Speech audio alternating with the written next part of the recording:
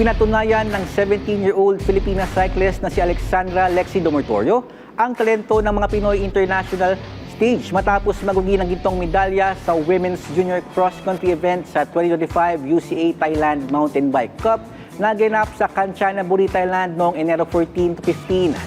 Natapos ni Dormitorio ang karera sa loob ng 50 minutes and 51.914 seconds. Malayo sa oras ng Thai cyclist na si Pintak Chingsuan na pumangalawa sa nasabing kompetisyon.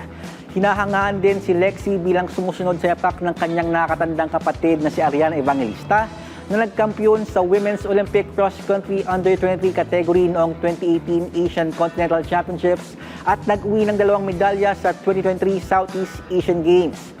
Maliban kay Lexi, wagi din sa nasabing kompetisyon, sina Adrian Nacario at Terdy Manaay na sumungkit ng tig-isang pilak ng medalya sa Men's Under-23 Cross Country at Junior Cross Country category. Dagdag pa rito, nakakuha rin ng bronze medal si John Andre Agua sa Men's Under-23 Cross Country, habang nasa ikalimang pwesto naman si Justin Anastasio.